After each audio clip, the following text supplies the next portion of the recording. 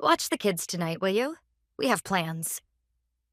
The moment my mother said those words, standing in the doorway of the living room, my thoughts froze.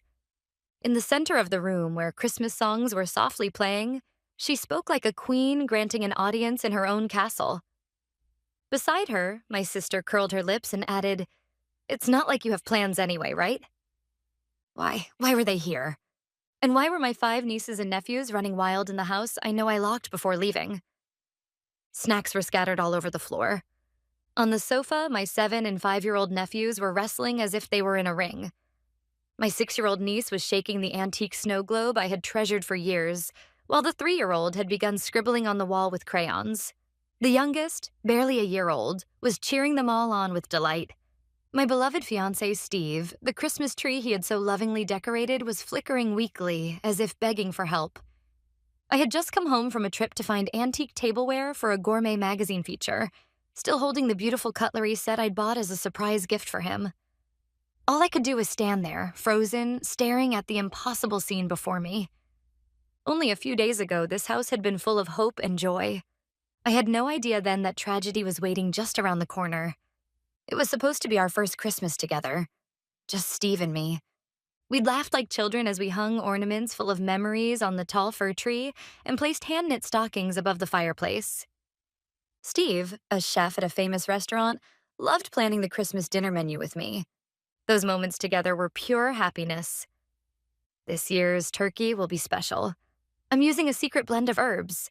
I want your parents to try it someday too, he said with that gentle smile that always made me feel he was my true family. That weekend, we went shopping for a gift to bring to Steve's parents' house. We found a bottle of vintage red wine, one his father had been searching for years. It wasn't cheap, but we didn't hesitate. We wanted to see his father's face light up. "I can't wait to give this to him," Steve said, holding the bottle carefully. Seeing his smile, I couldn't help smiling too. That peaceful, fulfilling time was everything I had ever wished for. But that night, my phone lit up ominously. A message from my sister. "Got plans for Christmas?" Short and blunt. I took a breath and replied, "I'll be spending it with Steve's family." It was read instantly, but no reply came. I didn't know then that it was the calm before the storm. Looking back, there had been warning signs. It was about 2 months ago when my mother came over for a visit. In the middle of a casual chat, she said, "Hey, just in case something happens, why don't I keep a spare key to your house? You can be forgetful sometimes, and it'd be a problem if you locked yourself out." I politely but firmly declined. "It's fine. Steve has a key too, so you don't have to worry." My mother looked slightly displeased and said, "Well, if you're fine with it, then I suppose that's all right." At the time, I thought that was the end of the conversation. Then last month, during plumbing repairs in my apartment, I couldn't take time off work to supervise the contractors. So I asked my mother, who lived nearby, to hold on to my key and handle it for me. Of course, she returned the key later that day. I never imagined that in those few hours she would betray my trust. Behind that helpful smile, she had hidden something far darker. I didn't yet realize that my mother now saw my home as a kind of second house, a place she could use whenever it suited her. "Why are you in my house?" I managed to ask, my voice trembling. My mother took something out of her handbag and I heard a small click. It was a familiar object, but one that should never have been there. The key to my house. "When you lent it to me before, I had a copy made.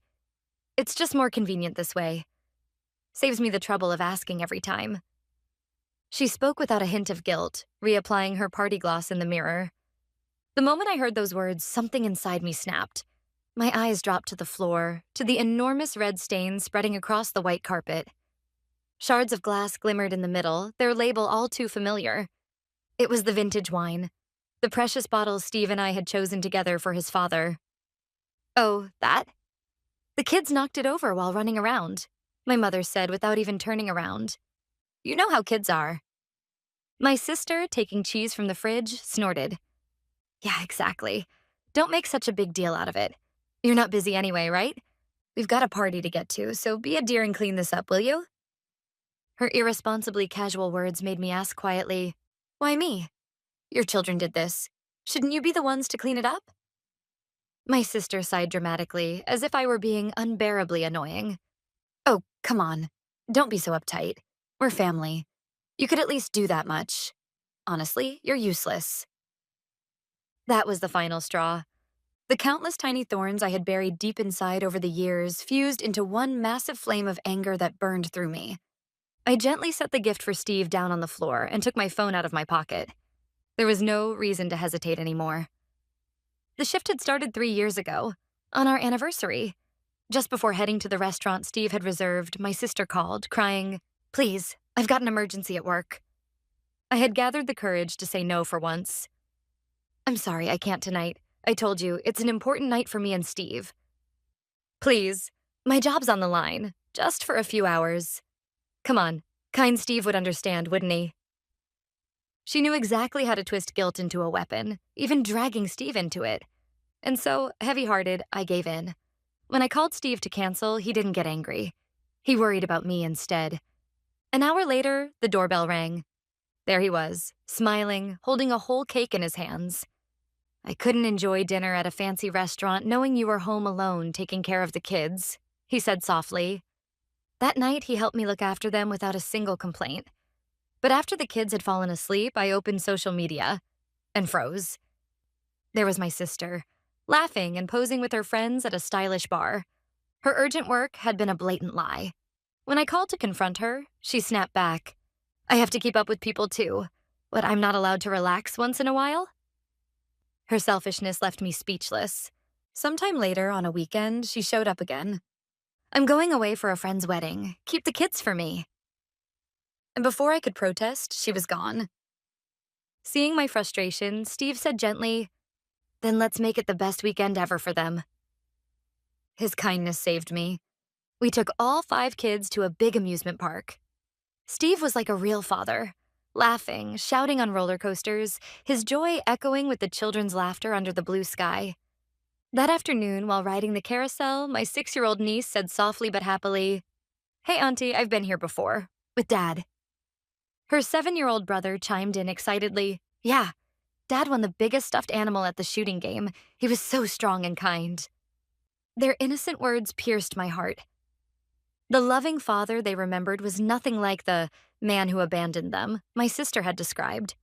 That night, after the kids had gone to bed, Steve said gently, "You know, maybe you should try reaching out to your sister's ex-husband." "Eric?" I remember replying, startled. The way the kids talk about him, he doesn't sound like someone who'd just walk away. I nodded, feeling the same. "Yes, I want to. But how? She's deleted all his contacts. I have no way of reaching him." Frustrated, I bit my lip. Just then, my sleepy little niece toddled over and wrapped her tiny arms around me. "Auntie, I love you." Feeling her warmth, I made a silent vow. I would find a way to protect her smile, no matter what. But at that time, with Eric completely blocked from our lives, I could only stand there, helpless. "Hey, how long are you going to just stand there? Clean this up already." My mother's sharp voice jolted me back to reality.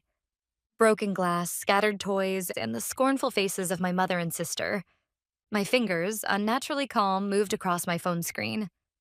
The chains of guilt and misplaced affection that had bound me for years shattered at last, leaving behind only a quiet, icy anger. The first contact I opened was that of my beloved fiancé, Steve. He was at his parents' house, helping prepare for the Christmas party tonight. With trembling fingers, I typed, "I'm sorry, please cancel the plans. My mother and sister showed up. They used a spare key to get in. The wine we bought for your father? It's broken." Almost instantly, my phone rang. "Are you okay?" "Forget the wine. Are you hurt?" "I'm fine, but I've decided I'm not holding back anymore." "Good, you shouldn't. You've done nothing wrong. Listen, stay calm. I'm coming right now. Don't try to handle this alone, okay?" That strong, steady voice of Steve's gave me the final push I needed. After ending the call, I slowly lifted my head and looked straight at my mother and sister. "What, did you go crying to Steve? How pathetic." My sister snorted. "So what? Then hurry up and get dinner ready. We don't have all night." My voice was calm but firm. "No." For a moment, silence. They both stared at me as if they couldn't comprehend what I'd just said. "I'm not making dinner, and I'm not taking care of your kids." "What? Do you even know what you're saying?" my sister stammered. "Yes, I do. So take your children and leave this house. Now. You're trespassing." At my words, the smiles finally vanished from their faces, replaced by shock and anger. "Trespassing? How dare you talk to your own mother like that? To your sister?" My mother shrieked, hysterical. "This might be your house, but it's still part of the family's home." "Exactly. You're seriously freaking out over a spare key? You don't even notice your nephews and nieces are hungry?" My sister continued. They were both fuming now, closing in on me, their anger twisting into something ugly. My 7-year-old nephew, caught up in the tension, laughed and shouted, "Go get her, Mom." I stepped back, but I didn't look away. Steve is coming. That belief alone kept me standing firm. "Enough." My mother reached out to grab my arm. And in that instant, the front door burst open. Steve's clear, commanding voice cut through the air. "Don't you dare touch her." Behind him stood 2 police officers, broad-shouldered and stern-faced. It turned out that after hanging up, Steve had immediately called the police. He must have told them everything I'd said, about the copied key, the forced entry, the broken wine, and above all, their plan to abandon the children here and leave. "Why are the police here?" One of the officers fixed them with a sharp gaze. "We received a call from Steve. He reported unauthorized entry using a copied key, destruction of valuable property, a vintage bottle of wine, and possible child neglect, given your stated intent to leave the children unattended. Would you care to explain?" The officer's tone was calm, but it left no room to run. My mother and sister went pale. Their bravado vanished. They just stood there, mouths opening and closing like fish. It would have been funny if it hadn't been so pathetic. After a long silence, one officer looked toward the confused children and asked gently, "Kids, where's your father?" The oldest boy, my 7-year-old nephew, glanced nervously at his mother and said, "Mom and Dad got divorced. Dad's really busy at work. He doesn't like us anymore. He doesn't want to see us." His small voice, so earnest yet so clearly coached, chilled the entire room. My sister quickly jumped in. "Yes, that's right. My ex-husband's work kept him so busy that we drifted apart. He's been distant from the children." She spoke like a tragic heroine, and I bit down hard on my lip to stop the fury rising inside me. Steve gently placed his hand on my shoulder, but then my 6-year-old niece spoke up, her voice bright and innocent. "But Daddy was really nice. He always took us to the park on his days off." "Yeah, Daddy always made us laugh." One after another, the children began sharing their memories. Memories of a loving father, nothing like the cold figure my sister had described. And then came the final devastating blow. "Mom always said, 'Daddy's here, so I'm going out to have fun.' She was never home." A pure, innocent confession. In that instant, the truth was laid bare for everyone to see. While my sister had blamed her ex-husband's busy schedule for the divorce, she had been the one out partying, leaving the kids in his care. Her face flushed crimson, this time with anger and humiliation. "They're just confused, mixing things up with work," she stammered. But no one was listening anymore. The moment I heard my sister's pathetic excuse, a question I had buried deep inside for years, one I had sworn never to voice, burst out of me like a broken dam. My voice came out cold as ice. "Tell me something. If your freedom, your time, your nights out means so much to you, then why did you have 5 children?" My words cut through the air like a blade of ice. My mother, the police officers, even Steve, all of them held their breath, waiting for my sister's answer. I looked straight into her trembling eyes and continued, my voice cold but steady. "What were those children to you? Chains to tie Eric to the house because he was too busy with work? Or maybe just accessories for your social media? Hashtags like supermom of 5 to get a few more likes?" Her face twisted, contorted by rage and humiliation. "What the hell gives you the right to talk to me like that? You have no idea what it's like. Once a woman has kids, she loses her freedom. But you, Miss Perfect Single Life, you wouldn't understand that, would you?" Ah, so that's what it was after all.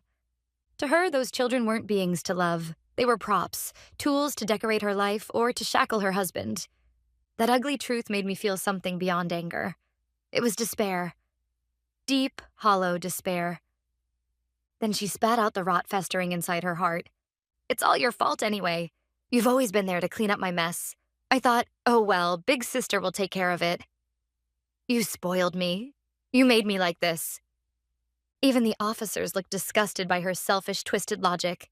Then, as if to cut through the suffocating air, Steve quietly moved. He went to the kitchen, warmed up milk and chocolate, and poured sweet hot cocoa into cups. He handed one gently to each of the children, whose faces were pale and tear-streaked. "Here, drink this and warm up. Don't worry, your dad hasn't forgotten about you. Not for a second." His calm, confident kindness lit a faint spark of hope in their eyes. That small, tender moment felt like the only light in the chaos of that living room. But Steve's compassion was the final spark that burned away the last thread of restraint my sister had left. "What do you know about any of this?" she screamed, her face twisted with fury. "Don't act like you understand. He abandoned them. He doesn't even pay child support, and he said he never wants to see them again." Her shouting made the youngest child burst into tears, and she immediately turned her anger back toward me. "This is all your fault. You're always so damn perfect." Then, like a dam breaking, she began pouring out her self-pity, her voice trembling with rage and grief twisted into something grotesque. "Eric stopped loving me a long time ago. When we first got married, his eyes were always on me. But after the kids were born, everything changed. They took everything. Even on his days off, he spent all his time with them instead of me. I just wanted him to look at me again. To love me again." Her self-centered cry echoed through the living room, and just as it did, the doorbell chimed. A light, almost cheerful ding-dong that didn't belong in that heavy silence. Steve went to open the door. Standing there, breathless and clutching 5 big gift boxes in his arms, was a man. My sister's ex-husband, Eric. He had come rushing over after getting Steve's call, having already pieced together what was happening. In truth, ever since that day 3 years ago, I had quietly tracked down his social media account, and a few months ago, we'd started exchanging messages in secret. I'd never given up on our promise, to one day find a way forward for the children. And now, Eric had heard every word of my sister's final outburst from just outside the door. "Who said I abandoned my kids?" His voice was quiet, but it carried a weight that froze everyone in the room. After receiving Steve's call and realizing everything, he rushed over at that very moment. The first to react were the children.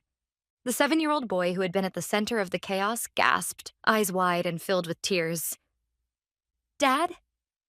The boxes tumbled from Eric's arms as 5 small bodies rushed toward him all at once. "Daddy, Daddy!" They clung to his legs, sobbing uncontrollably, a sight both beautiful and unbearably painful. The eldest boy looked up through his tears, his voice trembling with a question he had been holding on to for far too long. "Dad, why didn't you come see us? Mom said you didn't love us anymore, that you didn't want to see us." In that instant, all the color drained from Eric's face. His voice shook as he spoke. "That's not true, not for a second. I've always wanted to see you. I've been sending child support every month for all of you." Those words struck like a blade. Undeniable, final proof. She had been taking the money, while poisoning their hearts against their father, breaking the bond between them for her own selfish convenience. There were no excuses left. All her lies, all her cruelty, laid bare before everyone on that holy Christmas night. My mother and sister stood there, frozen, pale as ghosts, as if time itself had stopped. The living room was filled with the sound of children's muffled sobs, and the quiet, simmering fury of their father, Eric. One of the police officers, who had been watching the heartbreaking scene unfold, finally turned to my mother and sister and spoke firmly. "We understand the situation. We'll need both of you to come with us to the station. We have to discuss the matters of unlawful entry, property damage, and possible child neglect." My mother could no longer argue. Her knees gave way, and she slumped to the floor, her head bowed in defeat. The last thing she saw before being led away was the image of her grandchildren, safe in their father's arms, sipping the hot cocoa Steve had made for them. That sight alone said everything. It was the undeniable proof of their complete defeat as mothers. After my mother and sister left with the police, the living room was filled with a strange atmosphere, a mix of awkward silence and quiet relief. The children, who had been the center of so much turmoil, were now safely nestled against their father's chest, sniffling softly but finally at peace. Eric gently stroked each child's head and then looked up at Steve and me with deep remorse. "I'm so sorry, and thank you. If it weren't for you, I might never have known the truth." "Don't apologize. You and the kids didn't do anything wrong. Those words, along with the sweet aroma of the cocoa Steve had just made fresh, slowly began to melt the frozen air in the room. Then my 6-year-old niece cupped her mug in both hands and murmured quietly, "Auntie, your cocoa tastes better than Mommy's." The words hit me like a gentle ache. Those children had always known, deep down, where real love came from. The next day, I received a call from the police. The security camera footage had provided undeniable evidence of my mother and sister's unlawful entry and property damage. On top of that, the allegations of child neglect were serious enough that they were formally arrested that very night. Normally, in cases like this, the children would be taken into temporary custody by child welfare services. But Eric immediately offered to take full responsibility and, through his lawyer, arranged the necessary paperwork within hours. Because of his quick action, the children were spared the trauma of being sent to a shelter. Within days, Eric filed an emergency petition in family court, and the custody of all 5 children was officially transferred to him. He decided to scale back his work and start a new life focused entirely on raising his kids. That weekend, Steve and I watched them leave for their new home, with smiles on our faces and tears in our eyes. The heavy chains that had bound my shoulders for so many years were finally gone. And a year later, under a canopy of blossoms, Steve and I held a small, intimate wedding ceremony. The following year, our first son was born. Healthy, bright, and full of life. Now, on some weekends, Eric, his 5 children, Steve, and I take picnics together in the park. What you see there are not 2 broken families, but 2 new ones, bound by forgiveness, resilience, and love. I had finally escaped the long years of exploitation, and together with Steve, I opened the door to a life of quiet, genuine happiness. As for my mother and sister, I only heard about them occasionally, through whispers from mutual acquaintances. All the child support money Eric had sent, money that should have been used for the children, had been wasted on my sister's indulgent lifestyle and my mother's social outings. When that stream of easy money stopped, their comfortable world collapsed overnight. My sister, who had never held a steady job, struggled to find full-time work. I heard she now juggles several part-time jobs just to afford rent. My mother, unable to rely on her anymore, had also started working, stocking shelves at a supermarket despite her age. You could call it karma and leave it at that. But even after hearing the story, my heart felt strangely heavy. I simply accepted it quietly. The inevitable reality waiting at the end of the path they themselves had chosen. It was around that time, when they were both beginning to face that harsh reality, that I received a message on my phone. It was from my mother. The screen displayed a single, short line. "How are you?" It was the first contact since that night. I hesitated, unsure how to respond, and showed the message to Steve. He smiled gently and said, "Do what your heart tells you." I took a deep breath and typed my reply. "I'm doing well. How about you, Mom?" The message was read almost immediately. A few minutes of silence passed, and then another notification popped up. "Could you tell me how to make that cocoa you gave the children that night?" The moment I read those words, a single tear rolled down my cheek. It wasn't quite an apology, but something deeper. A clumsy, halting first step toward redemption. We can never get back the years we lost, and maybe the wounds will never fully heal. But I believe that from that single cup of cocoa, we've begun walking, slowly but surely, down the long road toward becoming a real family again.